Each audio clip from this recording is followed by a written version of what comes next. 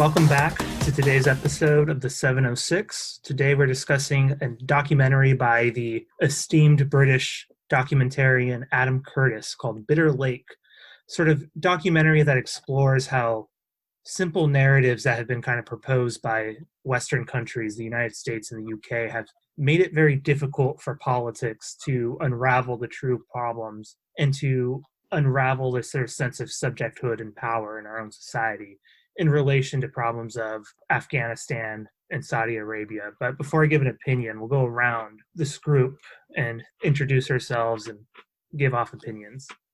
Yeah. I'm Kirk, and I elect to go last.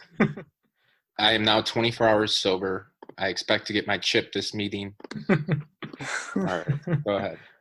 I'm Connor, and I'll volunteer to go first. I've just recently been turned on to the work of Adam Curtis by you guys. I forget who brought it up first. I think it was probably Anthony. No, I think I'm going to take credit. I think I brought up hypernormalization. Okay, and you guys watched it. It was Tony. Excuse me. I can't tell these two guys apart. They're kind of the same to me. Anthony, Tony, it's kind of gets mixed up in my head. Anyway, but yes, one of them introduced me to the work of this documentarian. And this definitely is up there. I think I like this better than hypernormalization because of its more limited scope. You know, it's a very interesting style. I mean, it's not like I don't watch a lot of documentaries that may make it a little bit hard for me to weigh in on how this stacks up with other kinds of documentaries, but it's a simple combination of kind of stylish and just extremely well chosen kind of documentary film of kind of, footage from television programs and drawn from various eclectic sources, right? All put together also with, this nice, kind of moving, kind of propulsive score, but then also, right, a very, very strong and very opinionated kind of historical, essayistic narrative about history, right? He's kind of putting all the pieces together in a certain way to give you a certain narrative that fits into kind of a couple of major kind of preoccupations of his, right? His kind of critiques of the modern world. And as with his other movies, I thought, right, again, it's very strong in exposition. It keeps you interested with all of its odd images, with all of its surprising moments. I think most of his other movies, the big takeaway, the big point is kind of the weakest thing about it. Perhaps because, right, he's trying to argue on a pretty granular level, right? More than other documentarians. He's trying not to generalize too much. He's trying to get very specific about very specific things in history. And of course, in this case about, Afghanistan. But, he is very sweeping and as cautious as he can be, right? Ultimately, he is going to come down on a certain and his own kind of very much simplified narrative of things. Of course, he kind of has to do that, in some ways, as in trying to make any kind of sense of history, we need to kind of propound a narrative of some kind. But at the same time, I just don't find it completely convincing. I don't want to get too much into exactly why or to quibble over all the historical details. I don't think I have the historical knowledge that he does. But still you feel that, it doesn't quite convince. It doesn't quite, he doesn't marshal his sources to just completely persuade you, right? A lot of it is him just kind of talking at you, propounding his view in a way that can feel unconvincing. But that's my general take. Sorry for rambling.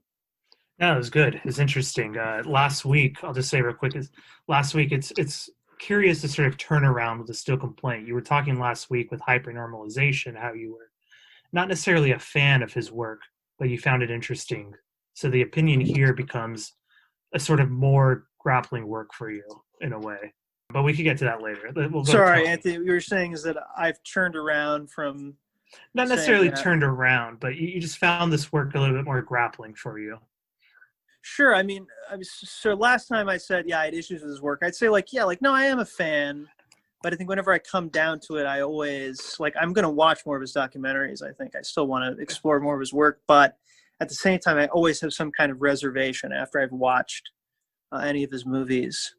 Basically, you're taken in by his style and the kinds of movies he makes. You like the kinds of movies he makes, but you're not necessarily going to go around and be like, "Oh, Adam Curtis is a genius. He's figured it all out. He knows how the world works." Right? That's sure. I respect the hell out of his willingness to propound those views. But something like that, Tony, definitely. Yeah. I'll say I think Connor did a very good job of like explaining kind of the style of an Adam Curtis documentary. He has a very particular style. It's very immediately identifiable early on, like from the first frame. You're like, oh, if you've seen one of his movies, you're like, oh yeah, this is what I remember. This is the feel I remember. And yeah, he makes these kind of like film essays, right? These are kind of almost extended like video essays where he'll start by making this like very grand pronouncement about the world or something in the world, or in this case, Afghanistan and its relationship to the West.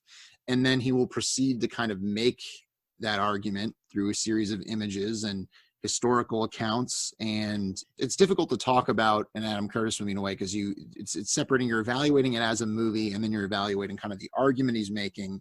And is there any real way to separate those two? And yeah, and it's like, it feels convincing as you're watching it, but I feel like I lack kind of the historical context to truly like refute this. I'm sure there are refutations. I'm sure there have been essays written criticizing this movie as being in its own way kind of an oversimplification or leaving out important context or maybe emphasizing certain things unduly or whatever. Yeah, so there's almost two things going on. There's the effect it has on you emotionally, and then there's the actual like substance of like what he's trying to put forward in the world. And so that's kind of, you kind of have to have both in mind as you watch one of his movies. And they are challenging in a sense in that you're kind of grappling with these ideas, but it's also very like, at his best, his movies are very hypnotic. They put you under a spell. And that's what I loved about Hypernormalization, is that it's like a 2-hour and 40-minute movie, something like that. It's pretty long. It's a good bit longer than this. And it flew by for me because I was just so into it. I was so in the grip of just the editing and the music and like the footage he selected. And I think there's a real artistry to it. Like, I think it takes a lot of skill to like be able to put those things together in such a way that you will be able to compel the audience and take them on this journey. Like, I think that's no mean feat. That's like filmmaking prowess, which is a skill independent of his kind of political analysis or his social analysis. I'll say that at his best, he puts you under this spell, and he also gestures at sort of a feeling, like this ambient feeling that exists of like there being something behind the story, there being something behind the narrative, there being something that we can't quite put our finger on, maybe something sinister or just more something unknowable, and kind of the frustration of like living in the modern world and being bombarded with information and not being able to make sense of it and wanting to make sense of it, and just that frustration and that kind of the impotence of that. And I think his movies do a very good job of putting you in that headspace and kind of like sustaining that feeling, and almost like a meditation for 2+ hours. I will say, however, as I've alluded to, I've watched Hypernormalization before this, and I actually preferred that one quite a bit to this, both because I think there's quite a bit of thematic overlap. And it's weird because even though Hypernormalization is ostensibly a more sprawling, kind of more ambitious, maybe even more nebulous premise than this movie, it has less clearly defined borders. It kind of tries to be about everything. And it's also, as I said, longer. It feels kind of more focused. I think that the aesthetic presentation of that film is a lot more polished and a lot more smooth. There were a number of things in this movie that I kind of disliked just aesthetically, like the use of on-screen text instead of voiceover for no apparent reason. I'm like, why are we reading this instead of hearing it? Like, it just seems really out of place. I don't understand why he's doing this now. It felt very arbitrary. The fact that there is a single interview on camera where he basically breaks his style, I'm like, we couldn't have been conveyed this through the voiceover or through something else that we've done before. Like, it felt very distracting. However, real quick, I'll just say that I did appreciate the general thematic drift of the film. Just the idea of like Afghanistan as sort of this blank canvas for these other countries to use to kind of prove their ideology correct, or to prove their theories about the world correct, and it being sort of a means to an end rather than its own place with its own values and its own merit in itself. It's like it exists to prove a point, which is the idea of a proxy war, where this war is symbolic. It's standing in for other forces. It's standing in for other things, for other ideas. And this side winning would vindicate us. It would vindicate our interests. And also it's the idea that like these ideas of freedom and democracy and all these things we valorize in the United States, he posits that they're basically empty signifiers. They're kind of meaningless. They're basically just, he paints this very cynical view of geopolitics where it's essentially just all about power. forces of power trying to overcome one another. And I think he paints a pretty convincing picture of at least that premise, which is maybe a little rudimentary, but anyway, I thought he painted it well. So that's my capsule review. Hypernormalization slightly better, but I enjoyed it. All right. Well, the volunteer to go last, Kirk. Hello, folks. So, yeah. Geez, there's a lot going on in my head. A lot to kind of chew on, for sure. Just some initial thoughts. I agree with Connor that Curtis kind of falls victim to like his thesis, and he looks for he falls victim to almost like a pseudo confirmation bias, where he takes these very, very nuanced topics. We're talking about international relations, we're talking about socioeconomic, political, religious implications of basically the second half of the 20th century up till 2015, through the first 15 years of this century. And he tries to distill that down to a 2-hour, 16-minute documentary. And, that is kind of a fraught endeavor. I guess I can appreciate, I believe Tony and Connor said, kind of his willingness to do that, but it also raises some problems because he ironically falls victim to the phenomenon that he expounds upon for us. He defaults to the good and the bad. He does this tacitly, if not explicitly. He often, if you look at the adjectives he used to describe these certain militant groups in the Arab world, he uses words like akin to backward, intolerant, evil, very definitive, prescriptive words, without clarifying them. And so I find those to be a little troubling. And I also think that the worldview he kind of espouses as more idyllic than the one we currently exist in is one where the powers of the world wielded their political influence in kind of a more effective way, in a more decisive way. But that world, that FDR post-depression New Deal world was, it had its own implications. It was extremely racist and hierarchical and corrupt in its own way. And we were it's not like the rise of American intervention suddenly occurred right after we defeated the Nazis and saved the West, right? Like he makes it seem like we decided that now was the time to start meddling. Once the world became unstable, we wanted to plant our foot in the good territory. We wanted to kind of proselytize freedom and democracy to the world, when in fact we were doing that already. So it's a little bit difficult there. And one final thing I will say, in kind of a detracting tone, is that I think, stylistically, I don't really think that these kind of drawn out found footage sections, usually of a war-torn area, maybe with somebody staring despondently into the camera as it, zooms in and out, does these, quick zooms. Those don't draw me in as much. I mean, they're all kind of conveying the same emotion. So I think at some point it becomes redundant. Like it's like he's trying to convey this overall helplessness, right? That these Afghan people are such pawns in our games of power. And I think that's to deny the agency that the Afghan people actually had. And I know he did touch on it, and kind of the interview toward the end talked about how the British were kind of shooting themselves in the foot by not realizing that it was a more complicated situation than they thought it was, where it was just Taliban versus good guys.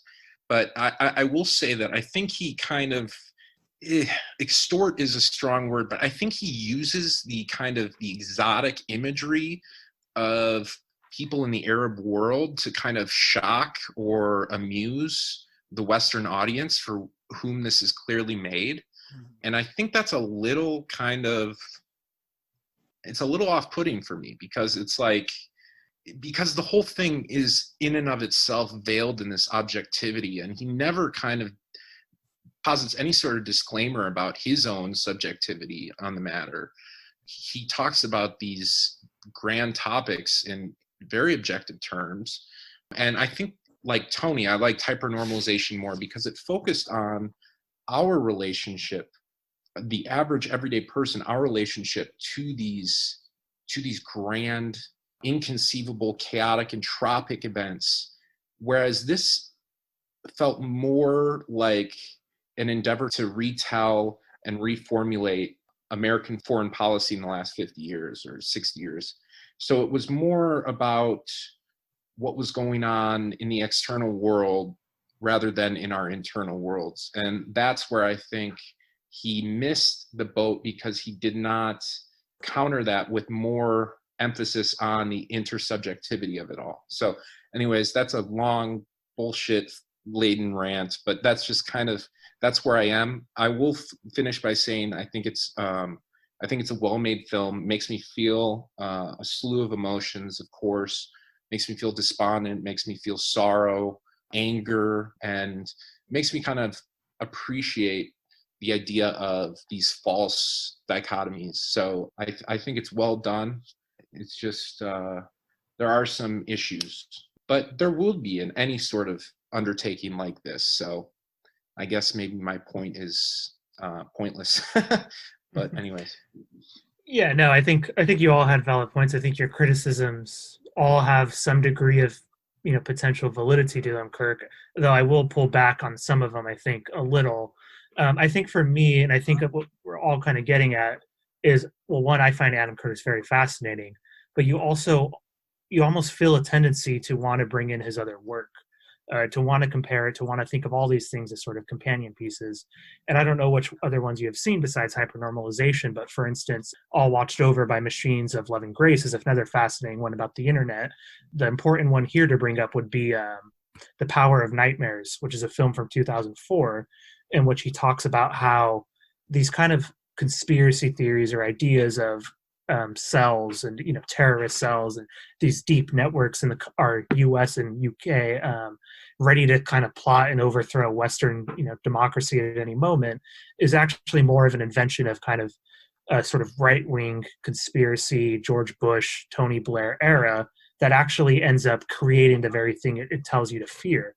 And as we all know, or I mean, maybe you guys don't know, is that film at the time had an extremely powerful effect, in which when the London bombings went off in 2005, a number of recalls were made, and it was quite popular in Manchester and London to call the police and to say that this couldn't be happening because these things didn't exist. They had seen a BBC documentary that told them so. But all this is to say, I think all this is on his mind when he comes to Bitter Lake. And I think part of the reason we're more fascinated by hypernormalization, is a word both of you used, Tony and Kirk, is the focus of it. But I think that's actually a problem and a potential problem for him when he comes to thinking about Bitter Lake, which needs to resist that, right? And I think you could easily level this claim, as you sort of did, that he doesn't do that, because he starts off with a very simple premise of, we've created simple narratives that we want to define and narrativize our world, when the truth and reality of it is that no narrative can actually encapsulate any of this mess going on in the relationship of one country to the other, and within their own country, and within uprising and insurgencies of any group or individual. So I think part of that worry about the lack of focus is because I think we feel through about 2 hours of the movie until the final 15 minutes that he's actually trying to figure out a way to present this to us without oversimplifying things on one hand, but also in a way that's, conveniently still narrativizing. How do you get out of that as a documentary filmmaker? And how do you get out of that when that's your very idea you're trying to present?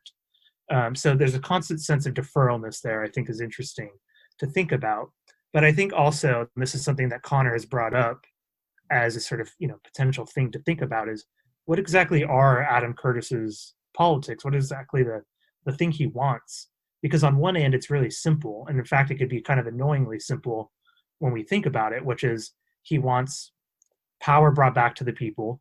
He wants us to recognize ourselves as potentially capable of having a capacity to act as long as we could reclaim things.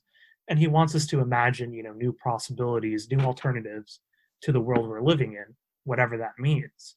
So it could be quite frustrating that he never quite wants to deliver something, and he delivers something so simple, which, seems to be self-defeating, but it is quite interesting because I don't think there's a sort of nostalgia here. I think he looks back at the sort of FDR era and FDR's reaction, and you see this in other films, as illustrating potential of where politics could head, where unionization, where collective action could, and maybe at one point did, but I don't think he's so nostalgic for it. I think he's just thinking about that as a model. How do we bring that to the current day, the present landscape? And in fact, one thing I'm surprised no one brought up is George Bush and Tony Blair are hardly mentioned in this film at all, in the sort of the grand scheme of it, which is very interesting to me. So I find this movie fascinating. I don't think it is a total success for him if we want to think about his own mission there. But I think in the way it wants to present us this information and the way we're taught to rethink and to be scattered about Afghanistan and Saudi Arabia is actually an important mission, well done to a large degree. And I think that probably the part that everybody's been writing about, and if there is, blogs and stuff on this, is probably that scene where they're showing the class, the Marcel Duchamp conceptual art, the urinal, and there's a look of disgust or possibly horror on the classroom. The sort of idea that our own reality, our own cherished traditions could ever be replicable in another tradition and culture is just absurd. So how do we break that barrier? We can't. So he has to kind of do some of these things that are ultimately filled with fault. But those are just some of my quick thoughts. Tony, you look like you're going to say something. No. I love that scene. I meant to bring it up earlier because I thought that was a pretty savvy moment in the film, almost of self-criticism, because you have this young woman, this young, educated woman, probably liberal in her politics, with this piece of modern art, who is sort of if you're the kind of person that watches Adam Curtis documentaries, you're going to see yourself in her more than you see yourself in George Bush or the King of Saudi Arabia or whomever. And it's almost like there's a subtle comedy to it, almost of you see the class they're just like what is this bullshit, what are they? And it's sort of she talks about well, it's about giving power to the people. It's this really political statement. It's we can decide what art is, but the irony of that statement is you are literally telling them what art is. You are showing them and saying this is art, and you have to believe this is art. And he doesn't really emphasize it too much, aside from kind of a lingering shot of the teacher's face. But the irony is lost on her, and I think it's sort of I do think there is an element of kind of self-criticism. And I understand the criticism, Kirk, of him never kind of undercutting his own statements, or there's no real explicit acknowledgement of, well, I'm making narratives too, and there's no way for me to escape this. But I feel for him to do that would be to break the spell. I think if you were to talk to Adam Curtis, he would say, well, of course I can't escape from this. Of course I'm part of this. You know what I mean? But what else can we do? I mean, narratives are how we understand the world. And at the end of the movie, he says, we need a new narrative. We need to create a narrative. So I understand there is sort of that fundamental, I think, tension in his work, but I don't think it necessarily is self-negating. I think it doesn't break the film apart in the way it might. I think it still kind of is, it still manages to be coherent despite that kind of fundamental limitation or boundary it's within. Yeah, and I think there's two other points to bounce off that. Is one, we also see a variation of that scene with the documentary film that they're going to show the religious leaders, and they don't even sit down to watch it, as if they're going to show this grand planet Earth, the beauty of the world. Yeah, they don't care. They leave. They just want to negotiate more. Yeah, we want to watch an Adam Curtis documentary. We don't want to watch this. They want to resolve some of their political problems. Yeah, exactly. And then there's the other side of it, which is that the problems that we have got them to accept is just a reflection of our own corruption, our own worst tendencies of capitalism in another place, right? It's this great mirror image there. And I think one thing the film also does, and it does this very shortly, and it probably could have expanded this out, is one thing we're perpetually ignoring in our imperial move to Afghanistan, Saudi Arabia, is their own brief tradition of repelling us, to use the UK and US as us. That there's that scene of the graveyard from like, what is it, 18 some hundred something? 1840s. Or Yeah. 1880, I think, was the actual. But there's been multiple defeats of the British in Afghanistan. But yeah. Exactly. This graveyard of this terrific military victory from the Afghanistan side. So, there's a tradition already of repellent that we're constantly trying to overcome in this urge to imperialize, to reflect our own values, to simplify. So I think it was all very, it all worked for me at least.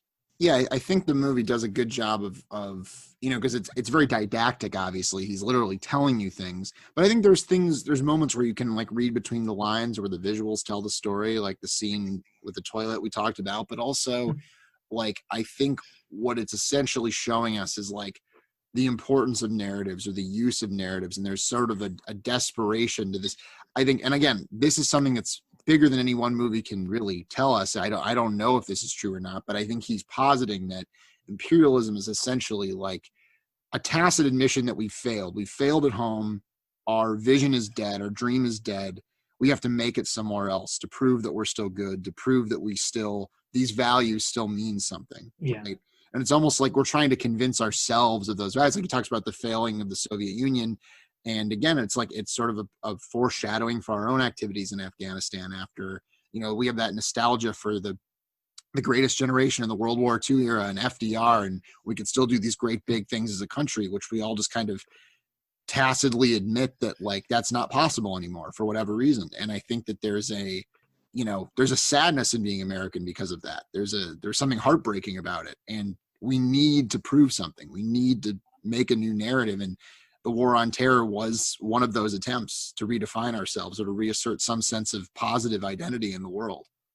Yeah, it's a very simple Anglo dynamic of we want the way we live, in a sense, to be the proper way to live. And we want to feel validated for that. And ultimately, when we see it in a place like, the worst of what was happening in these corrupt towns, all we're realizing is that, in a way, the way we live is corrupting. It's, horribly influencing, and it's destructive. It's a very interesting sort of spin on that. I'm sort of fascinated by.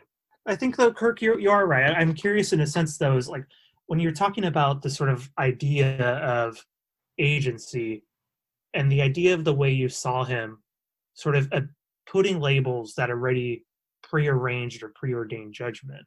What is the film that doesn't do that kind of look to you? Or do you have an idea in this, or besides that, or like what is the sort of sense of agency from the people themselves, and you were talking about a look inward. I don't know. I think he kind of props up this idea that the Middle East is inherently violent and ruthless, but there's this kind of atavistic urge to fight each other. And, this movie is all about negatives, right? There's no resilience in this movie. There's no peacetime footage of Afghanistan, really, except for very short archival footage.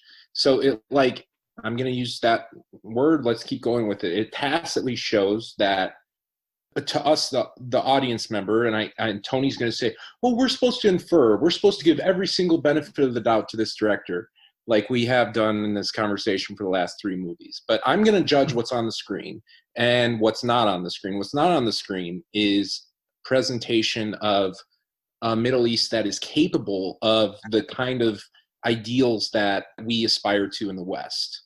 And it kind of creates and perpetuates this exotic narrative that I think is kind of problematic, and it enforces that. And we're meant to see these ruthless warlords, right? And, this kind of oscillation of power, and, the Wahhabists and the jihadists and the Taliban, and, and we go from the Taliban to Al-Qaeda, and we go from Al-Qaeda and we get a quick shot of Al-Qaeda and Nick Berg about to be beheaded. And yeah, okay, that's great. And then we go to ISIS, we go to ISIL, and, so it's just jumping from one catastrophe to the next. And I think there's no balance there. And I don't know if there needs to be balance, maybe not. Maybe this doesn't have to be. Maybe I should think of this less as like a historical documentary and more as kind of like a fever dream of someone who's like highly pessimistic and sees the world in a way that power always corrupts everything. And the Middle East has been this just kind of cesspool of corruption and imperialism. And I think, though, had he looked for kind of the endogenous forces that aren't necessarily religious dogma and like anachronistic social policy, he could have found something there, and thus given the Afghan people more agency and more complexity. I think if you showed this film to an Afghan person, they would probably be offended by it. But maybe then they're not understanding the message, right? Like we can do these orders of understanding and meaning that we always do. Like, well, he's trying to show, like he's trying to point the camera back at us, right? And then, that just ends the argument because it's a it's circular logic, right? Like, I don't know what to say. It's monotonous. And it can be a little tiring. And I think also like there's some haphazard time jumps in this movie that are fucking weird. Mm-hmm. Like they like talk about, for 2 seconds they talk about President Shah getting assassinated. Wasn't that in like the 80s or and then they jump back. I know most of the time they're showing more like military footage, but then he does kind of like make these subtle like policy statements and then jumps back, and then jumps forward, jumps back, jumps forward, and it's a little disorienting. I gotta be honest, and it comes off as a little low rent, but that's maybe I'm just not cultured. No, I actually agree with at the very least that point, Kirk. As for your first point, I'm agnostic on it. I don't want to assume what a Afghani person would think of this movie. I mean, some probably would be like, yeah, this guy gets it. You know what I mean? At least some guy who's not going to bullshit us. But you know what I mean? Like, I don't know. I have no idea. But you know what he's thinking. You know what the director's thinking. You know that he knows all of the, kind of the pitfalls. He's aware of all of them. You know what I mean? Isn't that kind of selective logic right there? Wait, he's aware of what pitfalls? He's aware of the fact that he's thrown over this veil of objectivity and he's kind of ironically fallen into his own trap. No, I've we talked about that a little bit. I mean, I think that I kind of want to say like the version you're talking about is a different movie than the movie we got, but I understand that maybe as a documentarian, you do have when you're depicting like a real situation, a real country, especially someone from outside that country, you have a certain amount of responsibility in terms of how you choose to depict it. And maybe he could have taken more care to give the people more agency or to show more positive depictions of Afghanistan. I think that's a valid criticism. I definitely agree, though, with your other point, because I think especially in the first half of the movie, there is a shapelessness to the film, which I think is intentional. It's supposed to feel, like you said, as kind of a fever dream. It's supposed to feel dreamlike. It's supposed to feel kind of like off-putting and like, oh, this isn't your normal documentary. This isn't a David Attenborough documentary, that kind of thing. This isn't Planet Earth. But I feel like in hypernormalization, that worked a lot better for me for whatever reason. And I think for the first hour of this movie, I was a little bit put off, and not in the way I think he wanted. A little bit like, wait a minute, where are we now? What's going on? What is the logic here? What is the structure? So yeah, I think this probably could have been honestly shortened a little bit and probably tightened up in certain ways with the chronology of events. But don't you think the sort of movement of the historical timeline is just a standard sort of way of getting us out of the sort of traditional realm of causality, that in disrupting the sort of linearity that we're also getting away from another typical simplification of narrativizing history? Well, I think it's its own kind of simplified idea of cyclical history that is suggesting, mm-hmm. right, when we jump forward, obviously from the very beginning, he jumps forward to say 2004, and after the American, war in Afghanistan, or the, American, British, et cetera, right? The sort of Afghanistan that we're still in, so to speak, right? But, he does that from the beginning. But then also, right, he's trying to jump forward and create parallels, right, when the Soviets are invading and stuff like that, right? But then beyond that, I mean, it's completely linear. He has a huge time skip, though, between after the end of the Soviet invasion to basically to the late 90s, which just skips over a lot of history. But other than that, it's a very linear narrative of what's happened. Mhm.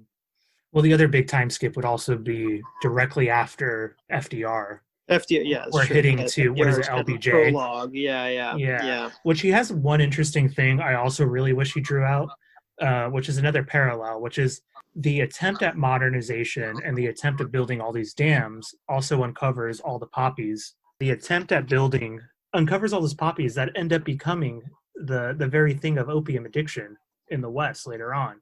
He leaves us as like 3 lines. And it's just such a great point. I'm surprised he doesn't draw out more. Well, I mean, the poppies are kind of a through line. He talks about it towards the end with like the warlords and the police, like getting on the drug trade. And it's sort of like, I did like that, the way that he didn't like hit it too hard. And I liked the sort of like the title in that original meeting is sort of like there being this kind of original sin or this kind of moment, which is of course a huge oversimplification and a narrativizing device. But I think if we're looking at the movie as a narrative, I think it works well, this idea of like Sorcerer's Apprentice, like you can't take it back. Like once we strike that deal with Saudi Arabia, there's no going back. Like we've created kind of the modern world. We've created this landscape in the same way that those fields, we make those dams and the poppies grow. And I think that's a pretty good like narrative device or a good like inciting incident. We haven't talked about the idea of Bitter Lake, the movie that's used Solaris, and the conscious lake, which is kind of an allegory for the intersectionality of, or the interactional nature of geopolitics today, right? And the unknowable nature of it, right? Because we all come with, I think, the idea that we all have these incredible histories that are hard to be granularized and like comprehended. And it's just the information is swelled to the point where we can't really function in an objective world. I think that's what I'm saying is like the idea of Bitter Lake and kind of this draw back to a solipsism. For me, that's what it rang with. What rang there is like he was saying we have to forge a new world at the end, one where we feel like something else is possible. We just don't know what it is yet. And he's like, there's a picture from the movie of like a utopia, or not a utopia, but like a comforting place. But at the end, we realize it's still inside the lake. So it's like even our own narratives that we could kind of construct to overcome this are still fraught because they're inside the snow globe. And I thought that was good. I mean, it's really like excessively nihilistic. I can appreciate it for sure. So I'm just curious if anybody else saw the Bitter Lake as like, that's what he was talking about, like how Afghanistan rubbed off on the USSR, how it rubs off on us. And obviously that's what we're meant to take from that part of at least the title kind of metaphor, right? Well, it's also, though, it's the attempt to understand Bitter Lake through, what is it, the device or whatever it is, only ends up seeding confusion. And that by the time we get back to our own reality, we're not necessarily in the lake. It's that we don't know where we are. And that we're perpetually then confused and unable to ground ourselves in any sense of way. Reflections sow confusion. Our own perception of reality shows even further confusion.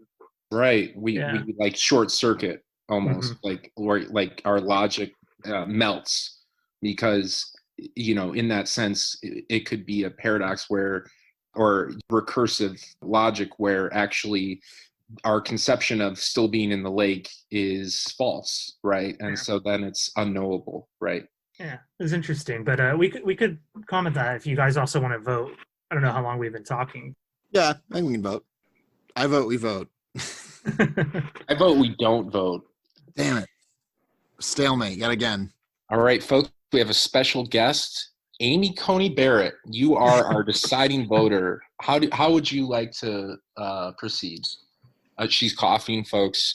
We'll get back to you. Do you still have a fever? All right. Okay, keep going. That was a very anti-Catholic joke, Kirk. You know, that was very offensive. I never I thought you'd forgot, sing I so forgot low. masks are anti-Catholic. It's pretty offensive right now, honestly. You really got to let those Catholics represent themselves, Kirk. You know, I'm a let them little have their own disgusted sense of right being. I'll vote. I don't want to vote first. Actually, I'm really uncertain right now. I don't know. On Tony. I mean, okay. Oh, I vote last. I never get to vote last. All right, Tony. fine. I'll go first. But I have one last point though, because I can't believe I forgot the music. Okay, so Yes. Adam Curtis makes very heavy use of Burial, which is a UK-based electronic music producer that I absolutely love. Burial is a genius. If you haven't listened to the album Untrue, do it ASAP. My problem though is he uses the same couple tracks over and over. It's like this guy has like hours of music. He has a big catalog and you're just using the same 3 songs. And I found that very kind of obnoxious because I'm like, yeah, I get it. Like those are good songs, but he uses the same ones in Hypernormalization as well. It's like, I don't know. I found that kind of distracting, which is, it's like disappointing because I really like the music and I should be really into it, but it's taking me out of the movie rather than putting me into it. I think I'll go with a soft no. I'd love to have a movie like this in there. If this were Hypernormalization, I would have said yes, but it didn't quite have me all the way through, even though I liked a lot of stuff about it. So I'm going to be a soft no on this one.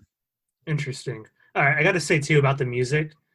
Very great soundtrack. The Drive soundtrack in there. Have you noticed that? Like, there's some really cool music. Yeah. Massive Attack. I don't know. Big I think fan. Kanye for a minute too. I heard a little Runaway. Yeah, I don't know what stream you guys were watching, but on mine, I had to like restart and find another clip because the Kanye was edited out because of copyright issues. Yeah, watched I heard that the too. tail end. I had that too. Yeah. Yeah, David Bowie, some like I thought awesome that David was Bowie. stylistic. Yeah, that was when the guy was saying like your ancestors will haunt the land of Afghanistan even if you exterminate us. Yeah. Oh, I thought that was stylistic that it was silent. Okay. No, I'm like that. You killed it. All right. I don't know. Okay, I guess that leaves me. So I'm really torn, you guys. On the one hand, like whenever Adam Curtis comes to his big point, it always sounds as kind of silly. But the fact is, the reason is that these people stopped being smart and started being dumb, and they started saying that things are so simple. You know, always when he comes to his kind of grand narratives, I find that he always kind of fails. And for the reasons that we've discussed also, because it can be kind of self-defeating, right? How do you, Adam Curtis, think like a sort of foreign policy without reductionism, you know, is possible, you know, that kind of thing. And there's a kind of a shoddiness, yeah, even to the filmmaking that, you know, like not shoddiness, but kind of just little bits of, you know, a little roughness here and there, like the way he does titles and just having the text on screen. I kind of love it for that. I love that sort of down to earthness of it. And I like the kind of just sort of vigorous, you know, having a go at it that is his kind of argumentation. And of course, I love all of his choice of clips. You know, it's just this very unique, you know, kind of cinematically compelling, you know, things. And just one thing, right? That little moment of like, that one clip of like, so there's an interview of a bunch of like mujahideen, and like the British like documentarian is saying something like, you know, so how many others of you have you know, beheaded like a communist? That was really and funny. like, they just kind of say, yeah, me. Yeah, that was so good. I was like a kind of like a Monty Python. I just thought the same sketch thing. almost. Very Python-esque. You know, like I said, I love how he picks them. I'm going to give it a soft yes. I think it's a flawed film, like many of his films, but I admire it for its flawed beauty. All right. Kirk just silently screamed, but it's his turn. Oh my gosh. Oh boy. It all comes back to how I want to understand our canon and what I think is most important. And though Good opinions on foreign policy is the main criterion for.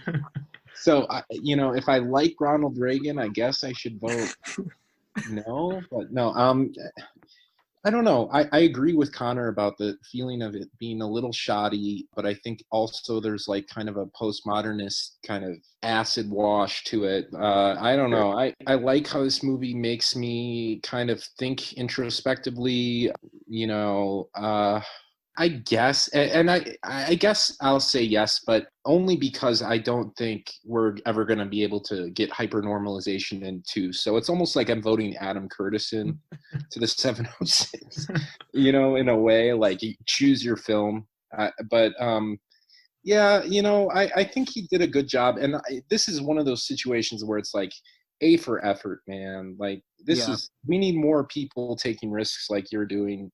And we can, I can sit back on my leather ass and judge you and what you're saying and all the pitfalls you encounter. But I think you're ultimately doing something that's good for us. And hopefully we can keep these conversations going. So I'll give it a yes. Wow. I think when we redo those statistics that Connor compiled, got to have a vote for Kirk as the most hard to decipher how you're going to go. You start one way, you end the other. The enigma. Every time. It's crazy. Yeah. He's always so negative, and then he votes yes. It's so hard to or positive, and then he votes no. Yeah.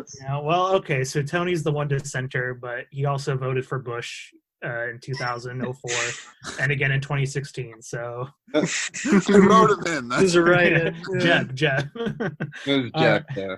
Oh, clap. Jeb, of course. Well, who didn't vote Please for clap. Jeb? Yeah. All right. Well, I won't hold it against him, but who was the least recent? Connor? Connor again. I still am the All right, least we'll let recent, you do and the I order. again vote to go last. Hmm. All right. And I'll nominate Tony to go first if he's able to. I was just listening to the Dollop episode. They're doing the Showtime series on John Brown now, which inspired me to listen to the podcast, The Dollop. They did a 3-parter on John Brown. I'm 2 parts in, and I've been so moved and so inspired. And I'm just what gives me that feeling? And I'm actually inspiring. Paths of Glory, Stanley Kubrick, one of my all-time favorites. And, I don't know. I put off pitching it because I think you've all seen it. Have you seen it, Kirk? Yeah, I thought you'd all seen it, and I always like to kind of have at least one person not have seen it. But I'm like, you know what? We've been skewing recent, and it's one of the greats, and we haven't done a Stanley Kubrick movie, and I just want to do it. I think we got to do it. That's all. All right. Interesting. Connor's screen went blank. He was searching through the archives and files for something to watch, but Kirk is next, I think. Oh, man. Well, I really wanted to watch something about, I was watching the Mandela Funeral the other day, and I wanted to watch something about, someone who's really kind of in the same vein, right? So I'm going to nominate the Hitler documentary, Faces of Despair. Oh, wait. Oh, no, that's Tony that does it. No, I'm just kidding. But let me see here. I think I'll go with, okay, forgive me, I'm not a Spanish speaker. Is it Iñárritu? Yeah. Okay. Iñárritu. Iñárritu's Beautiful. I'm a big fan of this film. I think it's one of the most moving films I've seen in the last decade. Well shot, starring Javier Bardem. He should have been nominated for every single award. Kind of deals with mortality, and I lap that shit up, man. Really well acted, kind of naturalistic, but at the same time, there's phantasmological. If I'm saying that correctly, it's kind of extraordinary in a way, and deals with a lot of thematic elements that aren't naturalistic. So it's a great contrast. Anyways, that's mine. All right, Connor. Last but not least. Have I got one for you, Anthony? This is a film for academics. It's the only good film about academia, about writing, say, in the humanities, being a professional, student of humanity or of history. Certainly, it's definitely up my alley most of all. This is a film called Footnote, Israeli film, I believe from 2009. I don't quite remember the year. And it's about the relationship of 2 dueling academics who are both kind of students of say, the Talmud or, sort of ancient, Israeli history, biblical history, who happen to also be father and son. And it's a very fascinating story. One of the only films I can think of that really takes on, the idea of kind of intellectual work or of kind of academic life, for example. Interesting choices. All right.